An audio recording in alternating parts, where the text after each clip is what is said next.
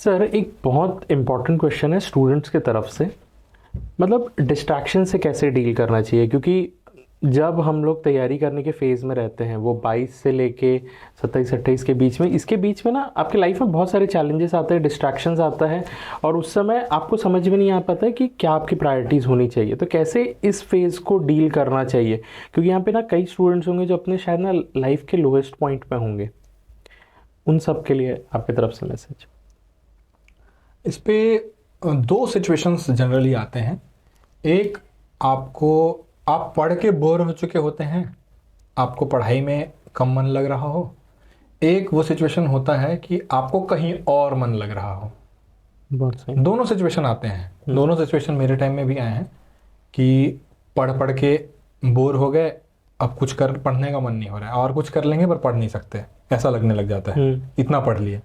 एक की पढ़ाई भी बची हुई है और फिर भी ऐसा लग रहा है कि मतलब घूमने ही चले जाऊं क्या यार, या कुछ और, मतलब किसी से चैट कर लूं, किसी से मिल लूं, या मूवी चले जाऊं। पहला वाला सिचुएशन प्रॉब्लम नहीं है, क्योंकि आपको कुछ समय के लिए पढ़ाई का मन नहीं हो रहा है तो आप कुछ भी कर सकते हो। जो भी हॉबी है उससे रिलेटेड कुछ काम कर सकते हो, या सबसे अच्छा होता है कि दोस्तों से या किसी से बात कर लिए, जो मन में आया कर लिए, अपने आप को ज़्यादा रोके नहीं, जो भी मन में आया। क्योंकि हो सकता है कि आप उस रिफ्रेश करने के लिए, रिचार्ज होने के लिए 1 घंटे का समय देते और रिचार्ज हो जाते, फिर आपका पढ़ाई का मन लग जाता। लेकिन आप जबरदस्ती बैठे हो, आपने 4 घंटे वेस्ट कर लिए सिर्फ बैठे हो बुक खोल करके।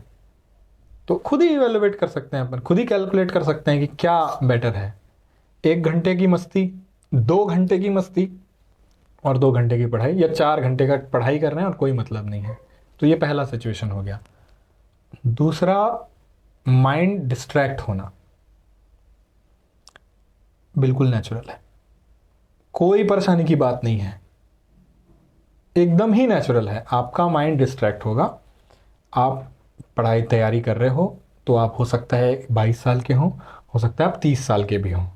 आप अपना कंपेयर 30 साल वालों से बिल्कुल मत करो कि वो 30 साल वाला इतने समय तक बैठता है, इतना स्टेबल बैठता है, या वो ऐसा रहता है। नहीं, आप 22 साल के हो, आपकी एनर्जी का लेवल अलग है, आपका थॉट प्रोसेस अलग चलेगा, आपका बॉडी अलग चल रहा होगा, वो सब कुछ नॉर्मल है। बिल्कुल ओवर रिएक्ट नहीं करना है खुद के किसी भी हरकत पे या खुद के माइंड डिस्ट्रैक्ट पे।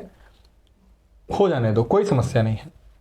आपको ये समझ के रखना है कि अल्टीमेट ऑब्जेक्टिव आपका क्या है। केवल अगर कोई 22 साल का बंदा है, 21 साल का लड़का है, कोई लड़की है, वो तैयारी कर रही है, बार बार उसका दिमाग इधर उधर दौड़ रहा है, उसको दौड़ लेने दो, कुछ समय के लिए उसको छोड़ ही दो। घूमने का मन कर रहा है, जा तू, 1 दिन पूरा घूमने का मन कर रहा है, 1 दिन पूरा घूम। 2 दिन घूमने का मन कर रहा है, 2 दिन पूरा घूम। लेकिन 2 दिन के बाद वो 100% डेडिकेशन अगर तुम्हारे मन में नहीं आ रहा है तो तुम चीटर हो, तुम कामचोर हो, तुम ईमानदार नहीं हो। अगर 2 दिन घूम लेने के बाद आपको फील आ गया कि हाँ यार मेरा डिस्ट्रैक्शन तो कम हो गया, फिलहाल तो मुझे अच्छा लग रहा है, अब मैं वो एनर्जी दे सकता हूँ वापस से, तो दो, फिर वहां पे चीटिंग मत करो।